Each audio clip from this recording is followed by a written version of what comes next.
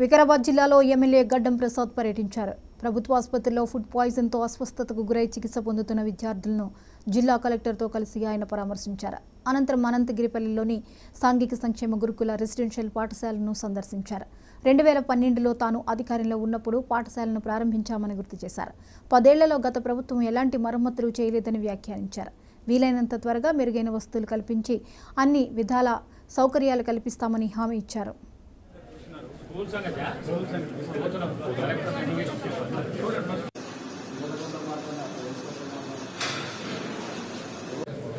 మీరు ఇప్పుడు వెళ్తారు కదా, విజువల్ మేడం గారు చూస్తున్నారు. స్కూల్స్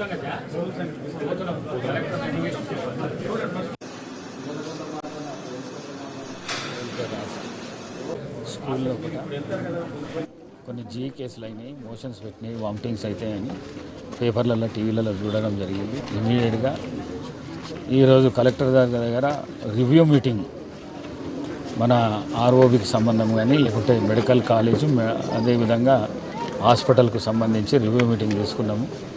దాని తర్వాత హాస్పిటల్ను విజిట్ చేసినాము, అట్లనే స్కూల్ను కూడా విజిట్ చేద్దామని వచ్చినాము. మీకు అందరికీ తెలుసు, మీకు కూడా తెలుసు, తెలియని విషయం అంటే ఏం లేదు. 2012 లోపల ఈ స్కూల్ శాంక్షన్ అయింది.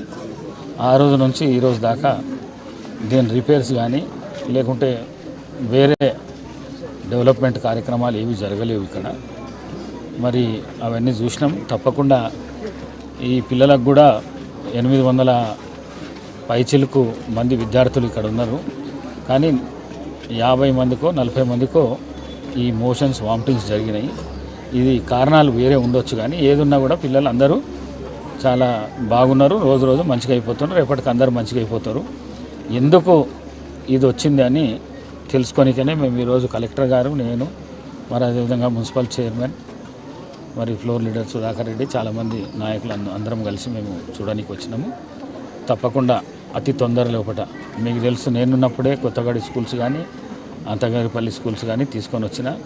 మరి ఇమీడియట్గా దీని మీద యాక్షన్ తీసుకొని కలెక్టర్ గారు, నేను ఇద్దరము ఈ రిపేర్స్ కానీ, మరి అట్లనే ఇలా స్టాఫ్ క్వార్టర్స్ కూడా ఉన్నాయి, అవి కూడా దాంట్లో స్టాఫ్ ఎవరు ఉండలేరు, వాళ్ళను ఉండే విధంగా ఆ స్టాఫ్ క్వార్టర్స్ కూడా రిపేర్ చేయించి అవి కూడా చేస్తాం. అట్లనే బాత్రూమ్స్ కూడా బాగలేవు, బాత్రూమ్లు అన్నింటినీ మంచిగా చేయించి ఈ పిల్లలు నలుగురు వండుకునికే మంచాలు చేసింది, కానీ కింద పడుకోకుండా 4 పైనే వండుకుంటున్నారు.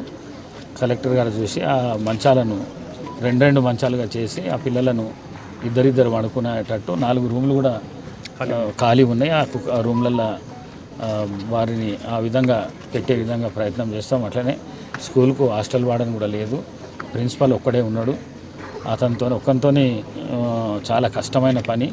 ఇంతమంది పిల్లలను ఇది చేయాలని అంటే కలెక్టర్ గారు చెప్పిండ్రు, అతి తొందరలో ఒకట హాస్టల్ వార్డెన్ కూడా